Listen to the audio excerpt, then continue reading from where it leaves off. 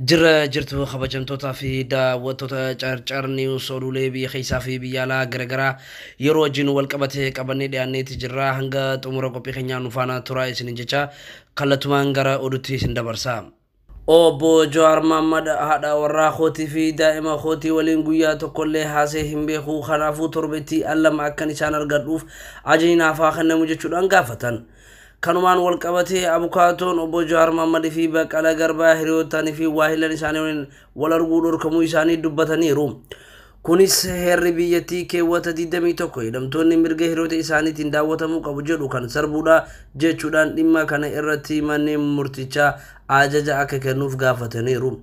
Obbo Jawaar Mohammad miseensa dhaaba siyaasaa ta'uu isaaniif yeroo ammatti deeggarsi dhaaba isaanii akka isaan barbaachisu himaniiru. Miseensonni dhaaba isaanii waliin akka mari'ataniif haalli akka mijatuufis gaafataniiti jiru. Kanuma wal qabatee gaazexeessaan OMN Mallas Dirribsaa manni murtii qorannoo dhibee COVID-19 akka taasisuuf ajajaa turullee ajajni manni murtii kun hanga ammatti osoo hin raawwataminiif akka jiru dubbate. Manni murtichaa Mallas Dirribsaa maaliif qorannoo COVID akka hin taasifaminiif bulchiinsi hidhamtoota kominikeeshinii poolisii magaalaa Finfinnee daddachaa irratti argame akka hubachiisu ajajeera. Yeroo jalqabaatiif qabamee laastikaa fi sibiilaan reebame gurri koo tokko hin daaga'u, tajaajila al tokko qofaan argadhe kan jedhe Shamsuddin Xahaa hospitaala Fooyyaa deemee akkan yaalamu jechuun gaafatullee hanga ammatti yaalli isaaf godhame tokkolleen akka hin jirre abukaatoon isaanii dubbate. Kanuma wal qabatee manni murtichaa iyyata shakkamtoota kanneen irratti ajajaa fi murtee kennuudhaaf hagayya 22 bara 2012 tti beellamuun isaa dhagahameeti jira. Rakkoo siyaasaa biyyattii furuudhaaf daba saboota biyya kanatti hojjetaman dhoksuun hin barbaachisu jedhan hayyuun siyaasaa dura ta'an paartii KFO Profeesar Mararaa Guddinaa xumura torbee dabree irratti waltajjii waliigaltee biyyaalessaa uumuu irratti xiyyeeffatee paartiileen siyaasaa biyyattii keessa jiran hirmaachisuuf Finfinnee galma kominikeeshinii dinagdee Afrikaa taa'amee ture. Waltajjii kanarratti waraqaan Profeesar Mararaan dhiyeessan mormisiisaadha wal dhabdee biroo kan nujuditti uumuu jechuudhaan namoonni siyaasaa fi miidiyaaleen tokko komii irratti kaasaatii jiru. Waltajjii kanarratti mata dureen seenaa siyaasaa Itoophiyaa fi waliigalteelee biyyaalessaa akkamitti dhufa kan jedhu irratti barreeffama kan dhiyeessan Profeesar Mararaa Guddinaa yaada isaanii dhiyeessan irratti hirmaattoonni gara lamatti qoodamuudhaan mormiin kee jira jedhan. Barreeffama kiyya keessatti akkaataa ijaarsa biyyattii fi yaaliiwwan sirna walqixxummaa diriirsuuf godhaman akkamitti karraa akka maqee fi bara sirna Minilik irraa eegalee kaasee dhiyeesseetiin jira jedhan Dr. Mararaan. Akkasumas sirni Minilik sun akkamitti akka ijaarame sun immoo maal faayidaa Oromoo fi saboota kibbaa irraan balaa inni fidee fi kan jedhuun dhiyeessu jechuun himan. Kanaan alaatti sirni Minilik booda Lijiyyaa sun akkamitti akka biyya ijaaruuf yaale kan Hayila Sillaasee fi Dargii fi bara Mallasaas bulchiinsii fi wanni amma itti irra jiruuf carraa nu harkaa bahaa jira jechuun Profeesar Mararaan dubbatan. Erga Profeesar Mararaan waltajjii irraa sababa rakkoo sirna Minilik uummata Oromoo fi biraarraan ga'e kaasaniif mormiin guddaa na mudate yaada jedhu qabu. Warri akka malee mormaa turan maaliif waan hamaa Minilik kaasta sirna nafxanyaa fa'aa maaliif kaasta kan jedhu ture. Sababni isaanii immoo yaadni kun tokkummaa keenya diiga malee fuulduratti nuun oofuu yaada jedhus kaasaniiti jiru. Faallaa kanaan immoo yaada isaanii kana kan deeggaranii fi dhugaa jiru haasa'uun murteessaadha warri jedhanis turaniiru jechuudhaan dubbatan.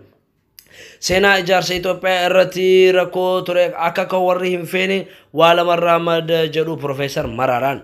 Tokkoffaan seenaa biyya kanaa sirriitti beekuu dhabuudha. Lammaffaan ammoo rakkoolee ijaarsa biyya kanaa irra ture yoo beekanis akka ka'u hin barbaadan gara santis millachuu hin fedhan jechuudhaan dubbatanii. Hayila Sillaaseen Jeneraal Taaddasaa fa'aa hidhuun umrii guutuu dararee abaa'uun dhalate.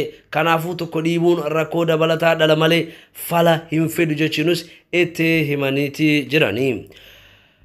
Waltajjiin dhimma ijoo hirmaattota gara lamatti qoodee wal falmisiisa seenaa harma fi harka muraa aanolee kan Profeesar Mararaan miidhaa sirna Minilik Oromoota irraan ga'e jedhee dhiyeessee irratti ture.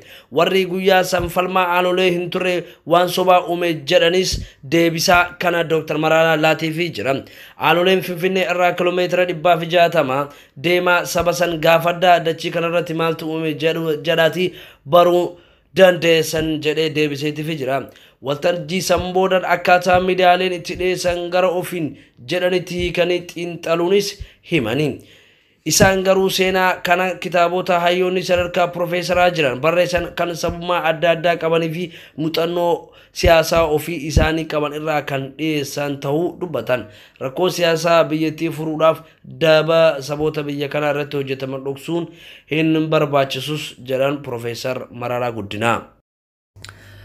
Yeroo addunyaan dhibee vaayirasii COVID-19 raafamtee hidhamtoota hedduu gadhiisaa jirtu kanatti badii tokko malee daldala siyaasaatiif jecha guyyoota 58 ukkaanfamne mana hidhaa keessa jirra.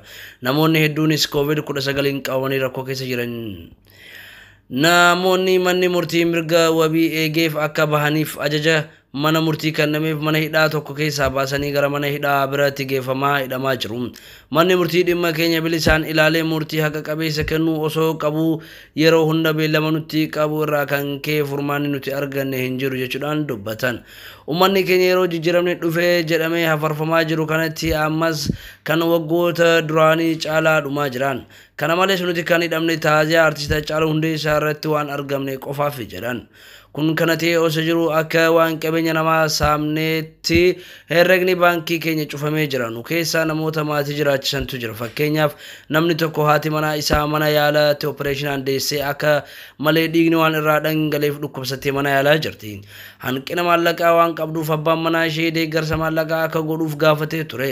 Abbaan manaa ishee mana murtiitti iyyatee herrega baankii isaa irraa qarshii baasee maatii isaa akka gargaaru manni murtii hayyamee turus qorattoonni akka qarshii baasee haadha manaa isaa hin deeggarre ugguraniiti jiru. Sababa kanarraan kan ka'e haati manaa isaa du'aa fi jireenya gidduutti argamti. Namootuma wajjin hidhaman keessaa inni biraa immoo haati manaa isaa ulfa ji'a 8 wajjin kiraa manaa waan kafaltu dhabdee abbaan manaa kireesseef mana keessaa akka baatu dirqisiisaa waan jiruuf abbaan warra ishee mirga wabiitiin bee akka ishee deeggaruuf yeroo hedduu gaafattee turte. Gaafii ishii deebii dhabee haati warra isaa rakkoo cimaa keessa jirti. Yeroon kun yeroo COVID-19 biyya keenya keessatti humna ol babal'ateedha. Keessumaa mana hidhaa kana keessatti namoonni hedduun vaayirasii koronaan qabamanii jiru. Namoota waliin hidhaman keessaa namoonni qabaman jiru. Dhibee kana dandamachuuf nyaata madaalawaa barbaachisaadha. Garuu nuti nyaata maatiin keenya nuuf fidu dhiisine guyyaa keessatti yeroo tokko qofa argachaa waan jirruuf hanga rakkooleen armaan olii afan furmaata nuuf kennamanitti tarkaanfilee armaan gadii fudhachuudhaaf murteessineeti jirra.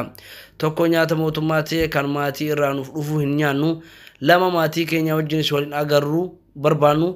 Gocha nurratti godhamaa jiru kun gochaalee sanyii balleessu waan ta'eef hanga rakkoon keenya furmaata argatutti ragaan keenya hidhannee tarkaanfilee armaan olii hojiitti hiikuu murteessinee jirra. Uummanni keenyas rakkoolee nuti keessa jirru kana hubachuudhaan sagalee akka nuuf taatan kabajaan isin gaafanna. Miseensonni paartii Biltsiginnaa Godina Walaayittaa 39 fedhii isaaniitiin miseensummaa isaanii gadi lakkisan. Akka xalayaan miseensonni kun waajjira Biltsiginnaa Godina Walaayittaatiif barreessan irratti ibsanitti nuti miseensonni paartii Biltsiginnaa dhaaba kana keessatti kutannoon qabsaa turree fi jijjiirama kana deeggaraa turuun keenya ni beekama. Haa ta'u malee kabaja uummanni Walaayittaa naannoodhaan ijaaramee ofiin akka of bulchuuf gaafii karaa nagaa dimokiraatawaa fi seera qabeessaan gaafachaa ture. Haa ta'u malee manni maree Walaayittaa aangoo seeraan kennameef salphisuudhaan uummata naannoo walabummaa heera mootummaa kabaje sarbuudhaan karaa seeraan ala ta'een gaafii uummataa deebii dhoowwuun ni beekama.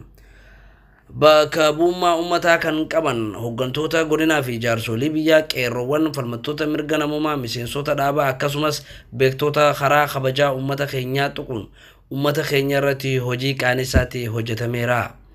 Sababuma kanaan mormiin uummata irraa kan ka'een waraanni mootummaa rasaasa roobsuun lammiilee qulqulluu 34 daa'ima umrii 7 fi dubartii ulfaa ajjeesuun kana malees namoota baay'ee madeessee nageenya dhabsiisuun godina keenya hoggana malee hambiseera.